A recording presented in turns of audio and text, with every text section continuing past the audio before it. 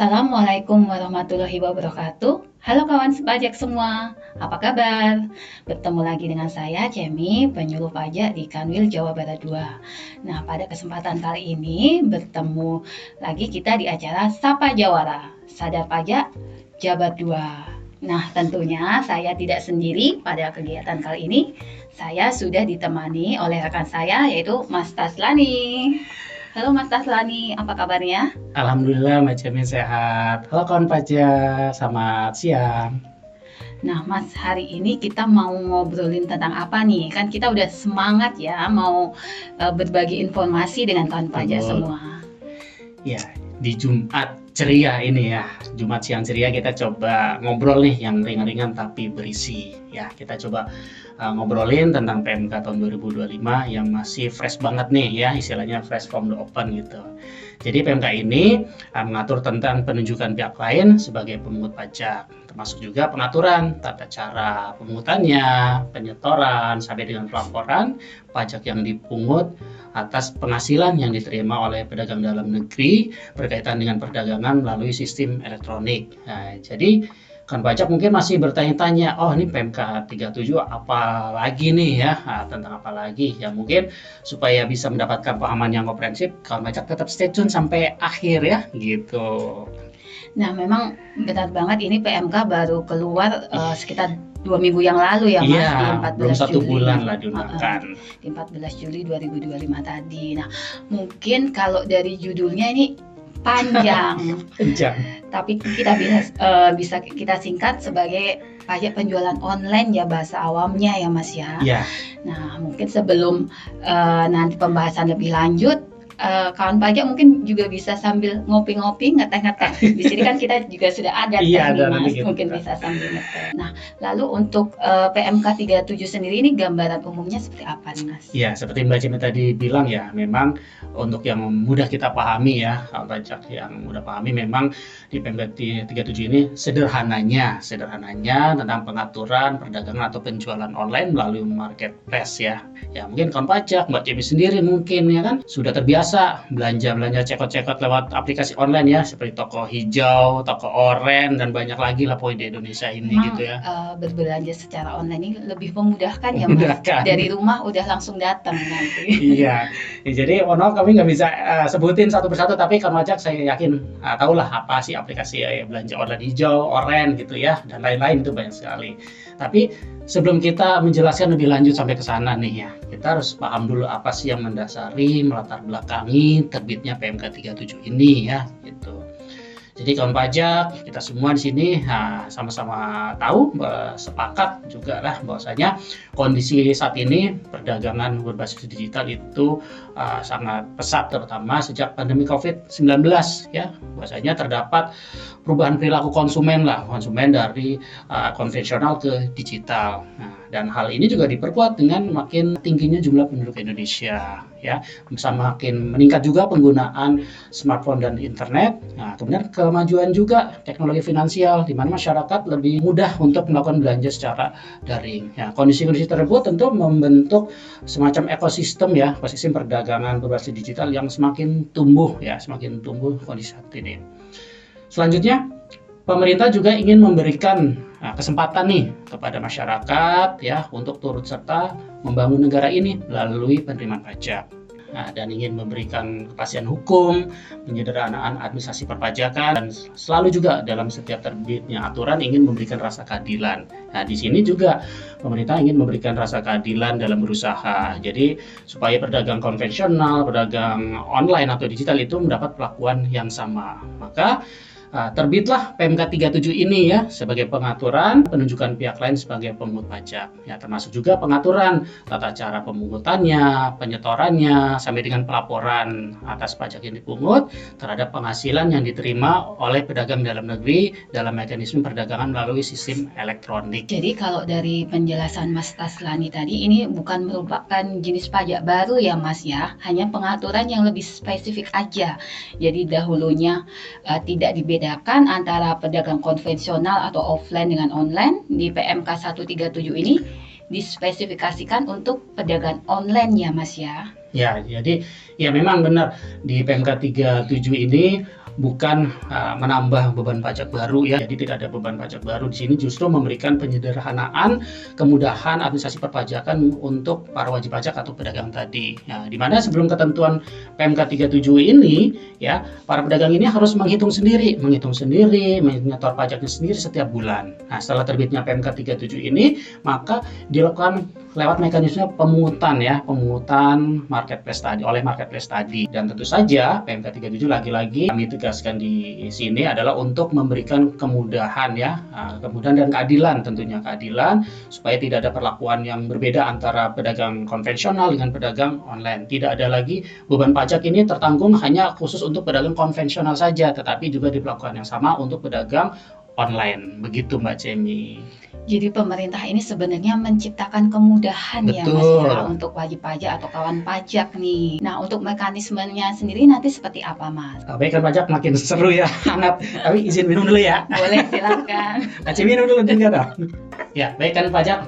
Nah, jadi untuk implementasi PMK 37 ini tentu ada pihak-pihak yang terlibat ya. Ada dua pihak. Pertama adalah penyelenggara perdagangan melalui sistem elektronik atau marketplace yang nantinya ditunjuk sebagai pihak lain yang memungut pajak. Kemudian pedagang dalam negeri ya, pedagang dalam negeri ini bisa orang pribadi ataupun badan. Nah, Ini berarti orang yang mempunyai toko pada marketplace betul, tadi ya, yang Mas berjualan melalui marketplace tadi ya. Kemudian jenis PPh atau pajak penghasilan yang dipungut adalah jenis PPh pasal 22. Sama semua PPh pasal 22. Iya, semua jenis PPh pasal 22 ya untuk pengaturan di PMK 37. Kemudian marketplace siapa saja yang ditunjuk ini kita masih menunggu Capdirjennya ya. Nah, karena nanti marketplace mana-mana saja yang ditunjuk sebagai pemungut itu ditunjuk oleh Capdirjen atau peraturan lain yang sejenisnya lah pokoknya melalui saat ini kita masih menunggu apa sih marketplace mana aja sih yang ditunjuk sebagai pemungut pajak. Berarti ini nanti tidak serta-merta semua marketplace bisa melakukan pemungutan ya Mas? Ya, tidak otomatis. Nanti akan ada Nunggu, peraturan selanjutnya betul, ya entah sebagai berupa per atau berupa cap, intinya penunjukan marketplace tadi untuk sebagai pemungut. setelah dilakukan penunjukan baru bisa melakukan pemungutan. Betul. Nah, tadi kan skemanya melalui pemungutan ya Mas. Iya. Nanti itu seperti apa ini? Ya, untuk skema pemungutan pasal 22 kalau saya coba jabarkan sedikit supaya mungkin bahasanya agak pelan-pelan ya supaya kan pajak lebih mudah memahaminya. Yang pertama untuk pedagang orang pribadi ya, pedagang orang pribadi itu yang pertama untuk yang omsetnya atau peredaran brutonya dalam tahun berjalan belum mencapai ya lebih dari 500 juta atau masih kurang 500 juta atau maksimal 500 juta dalam setahun. Ya, itu belum dilakukan pemungutan. Ya, ini inline dengan kebijakan yang ada di PP 55 tahun 2022. Tetap sama ya, tidak ada Iya, perubahan. masih sama. Jadi kalau masih omsetnya di bawah 500 atau maksimal 500 itu belum dilakukan pemungutan ya. Nah, kemudian yang kedua, yang omsetnya lebih dari 500 sampai dengan 4,8 miliar ya. Ini dilakukan pemungutan PPh pasal 22 dengan tarif 0,5% ya, 0,5%. Ini pasal 22. Nah, ini bisa bersifat final ya, bersifat final dalam hal pedagang tadi memang dikenakan PPh final sesuai dengan PP 55 tahun 2022 ya, yang tarifnya 0,5% juga ya dengan final. PPh 22 ini juga bisa bersifat tidak final dalam hal pedagang tadi, orang pribadi tadi ya, sudah tidak berhak untuk menggunakan tarif final 0,5. Berarti ini dengan tarif umum Ya, ya tarif Mas, ya. Jadi untuk pedagang yang menggunakan tarif umum pasal 17, ini PPh yang dipungut oleh marketplace adalah bersifat tidak final. Nah, karena bersifat tidak final ya tentu saja menjadi kredit pajak ya, kredit pajak atau pengurang di SPT tahunannya. Untuk yang omsetnya lebih dari 4,8 miliar ya tentu saja ini tidak berhak menggunakan fasilitas final UMKM ya. Jadi PPh yang dipungut marketplace 0,5% ya perlakuannya sebagai kredit pajak di SPT tahun nanti. Kemudian yang kedua untuk badan ya. Nah, tadi orang pribadi hampir terlupa untuk badan ya. Ya.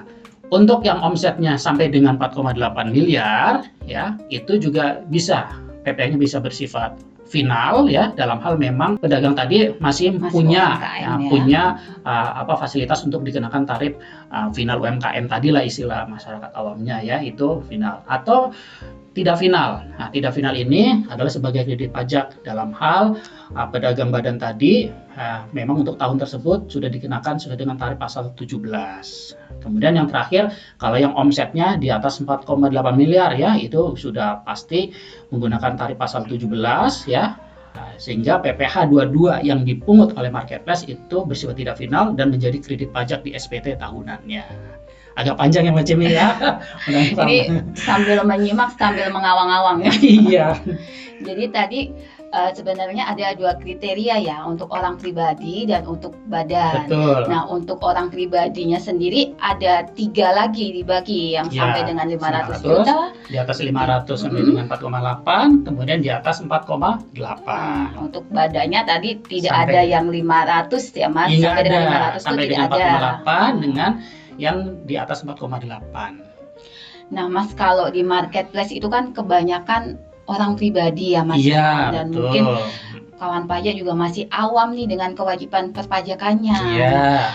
Nantinya ini apa yang harus dilakukan oleh kawan pajak yang mempunyai toko nih sebagai pedagang dalam negeri di marketplace ini, saat sudah ada cap penunjukannya, nanti sudah mau akan ada pemungutan nih, harus ngapain nih? Iya, jadi istilahnya persiapan ya, Iya, apa nih yang betul. dilakukan persiapan. Jadi kawan pajak ya, terutama orang pribadi, jadi untuk nanti mungkin segera akan diimplementasikan, tinggal menunjuk cap penunjukan marketplace-nya aja ya. Jadi untuk persiapan terutama pedagang orang pribadi, maka yang perlu dipersiapkan sekarang yang omsetnya masih di bawah 500 nih ya, sampai dengan 500 lah ya. Kemudian data yang perlu disiapkan yang pertama adalah data NPWP atau NIK, nomor identitas kependudukan, ini data informasi utama ya. Nah, kemudian alamat korespondensi ya, kemudian data tambahan atau informasi tambahan yaitu ya. berupa surat pernyataan yang menyatakan bahwasanya omset atau peredaran usaha di tahun berjalan tersebut belum mencapai 500 juta ya. Ini tujuannya supaya tidak dikenakan PPh tadi ya. Nah, kemudian dalam hal pedagang tadi ya, orang pribadi tadi punya SKB, surat keterangan bebas pemotongan ya, atau pemungutan PPh juga dilampirkan, disampaikan. Kelompok orang pribadi yang kedua di atas 500 juta ya, kalau omsetnya di atas 500 juta ya, tentu saja yang pertama tadi informasi pokok, data NPWP atau NIK ya, nomor identitas kependudukan, kemudian alamat korespondensi.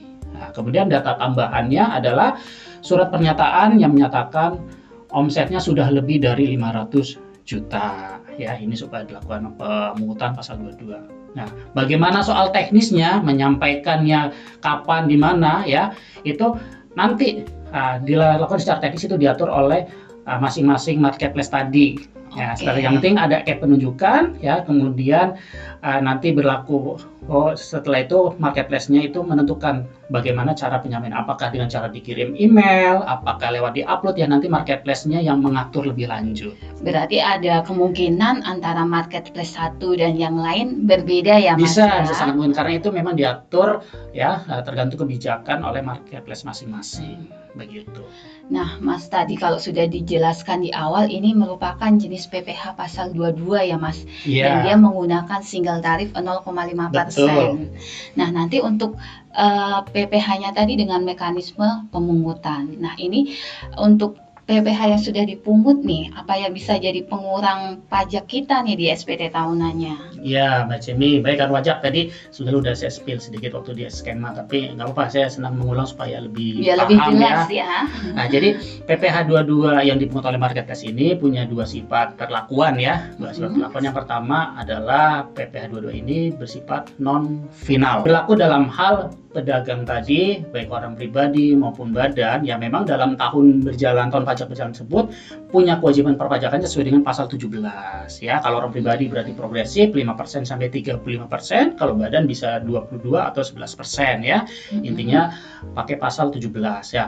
Pasal 22 yang dipungut oleh marketplace ini adalah sebagai kredit pajak, sebagai pengurang di pajak tahunannya, pasal 29 di SPT tahunannya. Berarti tidak akan double ya? Tidak, justru akan mengurangin, berlaku seperti kredit pajak lainnya yang dilakukan oleh lawan transaksi yang lain, sama seperti itu ya. Kalau baca sudah tidak asing lah istilah kredit pajak, saya rasa. Kemudian yang kedua adalah pasal 22 ini bisa bersifat final ya, bersifat final, berlaku dalam hal orang pribadi ataupun badan pedagang tadi, ya kan, dalam tahun berjalan tersebut memang punya kewajiban PPh final, ya. PPh final ya saya contohkan kewajiban PPh final sesuai dengan PPh 55 misalkan yang masyarakat awam sebutnya PPh final UMKM, ya. Kalau seandainya tahun tersebut masih berlaku dengan antara PPh final, maka PPh 22 yang dipungut oleh marketplace adalah bagian pelunasan. Nah, bagian pelunasan PPh final secara keseluruhan, ya. Untuk mempermudah mungkin saya boleh kasih contoh Mbak Cemi, ya. Ada contoh kasusnya ya. Ya, saya coba supaya kasih contoh sedikit. Misalnya Mbak Cemi mempunyai toko online nih, ya. Nah, di warna hijau, merah, kuning dan lain-lain lah pokoknya. Anggaplah dalam bulan Juli misalnya, bulan Juli dapat omset gabungan baik yang dijual di toko online maupun di konvensional offline, ya, totalnya misalnya 200 juta totalnya. Total antara offline dan online, ya Mas, Betul, ya. total misalnya 200 juta. Misalnya Mbak Cemi juga masih berhak dikenakan tarif PPh final 0,5% UMKM lah, ya, gitu. Kemudian kita hitung dulu deh PPh final dalam bulan tersebut, bulan Juli, 200 juta dikali 0,5% sama dengan 1 juta. 1 juta, ya. Nah, andai kata dalam 200 juta tadi, ya, 200 juta tadi 150 dari penjualan offline, toko offline, kemudian 50 jutanya online, ya, maka kita tahu nih yang dipungut oleh marketplace adalah 0,50 jutanya. Berarti 0,5 kali 50 juta sama dengan 250 ribu. Ya, maka 1 juta dari PPh, kewajiban PPh seluruhnya dalam 1 bulan dikurangin yang sudah dipungut marketplace tadi 250. Maka selisihnya adalah 750 ribu rupiah. Maka atas selisih ini dibayar sendiri oleh marketplace, oleh pedagang, ya, pedagang tadi sebagai bagian pelunasan untuk mengurangin juga. Yang disetor sendiri 750, ya. Sebenarnya ini jadi lebih memudahkan, ya. Kita tidak perlu repot-repot ke bank, tidak perlu ngitung sendiri. Betul. Gitu, ya. Nah, Mas, tadi kalau sudah disampaikan juga, ini kan perlakuannya ada PPh final dan juga non final, itu tergantung dari pedagangnya, ya, pedagang dalam negerinya, dia masih dikenakan kewajiban PPh final ataupun yang tarif umum non final. Nah, kalau dalam pemungutan ini kan kadang ada kemungkinan dipungut lebih tinggi ataupun lebih rendah seperti yang contoh tadi, ya Mas, ya.